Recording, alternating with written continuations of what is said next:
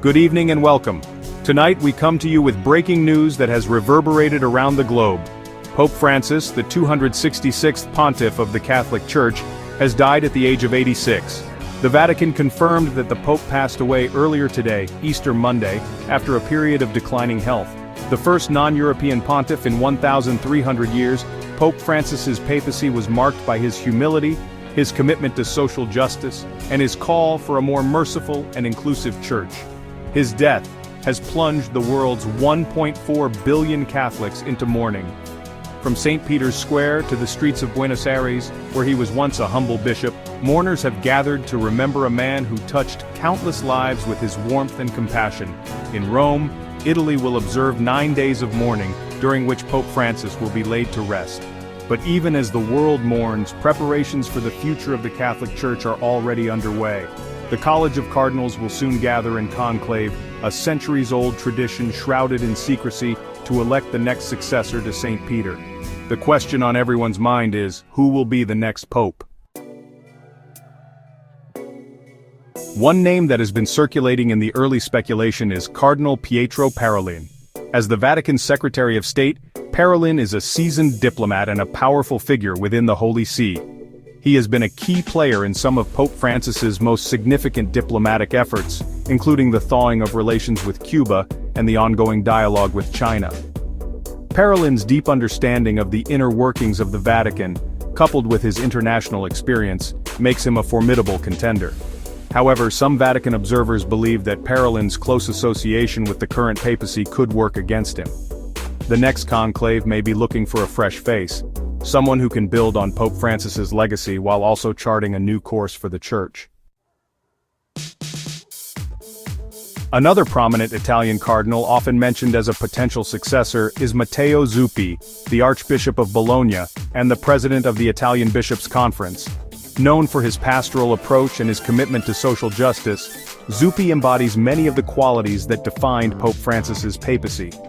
Furthermore, Zuppi's role as the Pope's special envoy for the war in Ukraine has thrust him onto the global stage.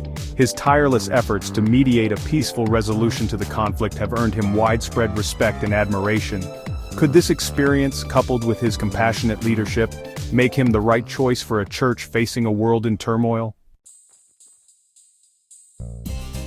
Looking beyond Italy, one finds Cardinal José Tolentino de Mendonça of Portugal, a figure known for his intellectual depth and his contributions to contemporary Catholic thought. As the prefect of the Dicastery for Culture and Education, Cardinal Mendonça has been a leading voice in the Church's engagement with the arts, literature and ideas. His prolific writing, which spans poetry, essays and theological works, has earned him critical acclaim and established him as a thought leader within the Church. Some believe that his ability to bridge the gap between faith and culture could make him an appealing choice for a church seeking to remain relevant in the 21st century. Cardinal Peter Erdő of Hungary, a prominent figure in the European Church, is a name that carries significant weight within the College of Cardinals. Having served as the president of the Council of the Bishops' Conferences of Europe, Cardinal Erdő brings a wealth of experience in navigating the complex religious and political landscape of the continent. His name was also frequently mentioned during the last conclave, suggesting that he enjoys a degree of support within the Sacred College. Could this prior consideration, combined with his extensive experience, propel him to the papacy this time around? Representing a different corner of the Catholic world is Cardinal Cristobal López Romero, the Archbishop of Rabat, Morocco. A native of Spain, Cardinal Romero has spent much of his ministry working in Latin America and North Africa, regions grappling with poverty, migration, and interreligious tensions. His deep understanding of these challenges, coupled with his commitment to social justice, aligns closely with Pope Francis's emphasis on the Church's role as a force for compassion and solidarity in the world. Could his experience on the front lines of some of the Church's most pressing issues make him a compelling candidate? Turning our attention to Asia, we encounter Cardinal Luis Antonio Tagle of the Philippines, a charismatic figure who once headed the Vatican's powerful Congregation for the Evangelization of Peoples.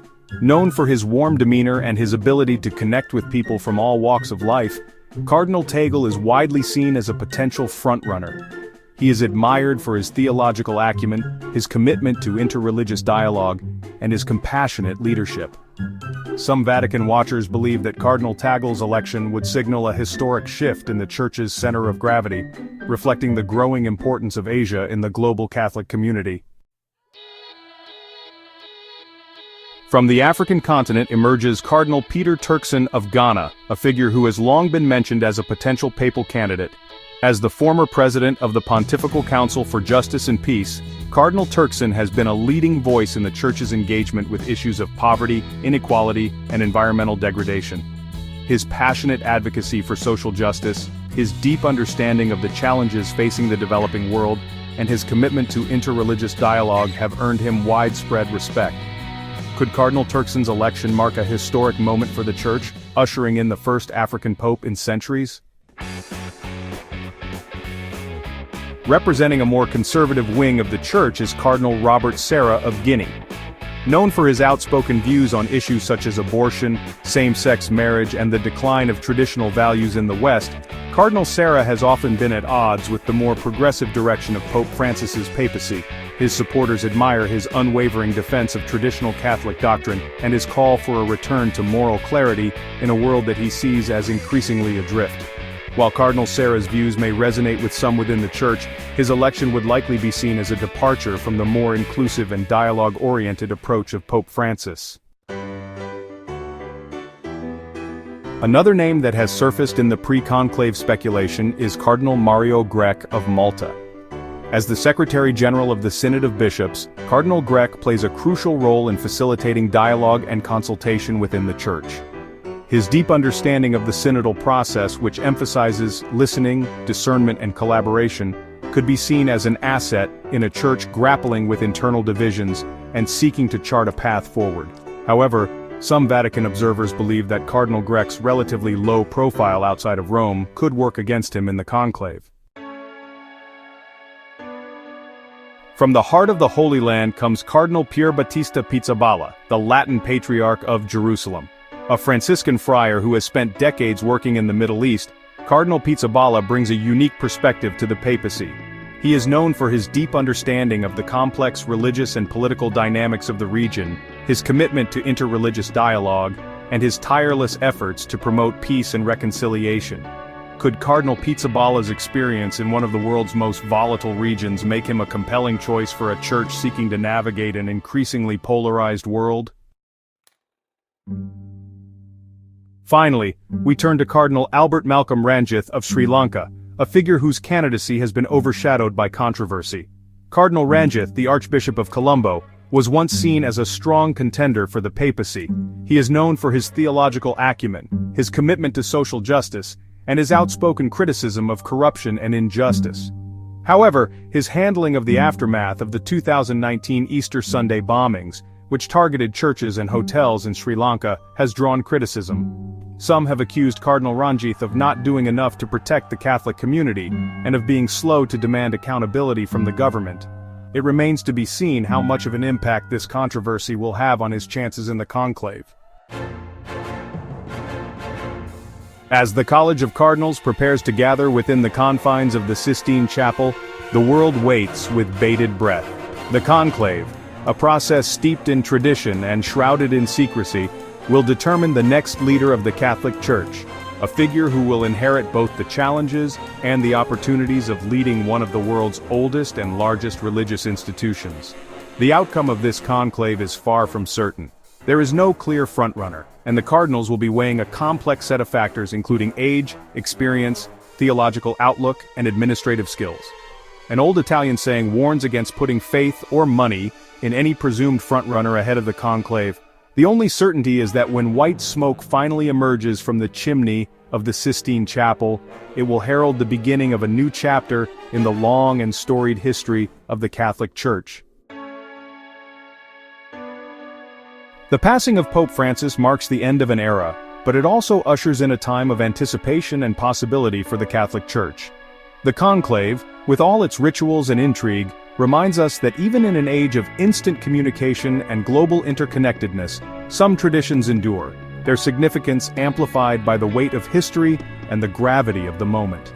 The world will be watching as the cardinals gather, their task as daunting as it is sacred, to choose a shepherd for a flock of over 1 billion souls.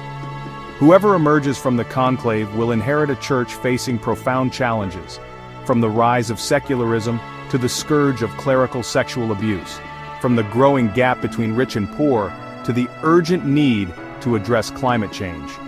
But the next pope will also inherit a church that, despite its flaws and failings, continues to be a beacon of hope and a source of comfort for millions around the world. As the Catholic Church embarks on this new chapter, the world waits to see what direction the next successor to St. Peter will take.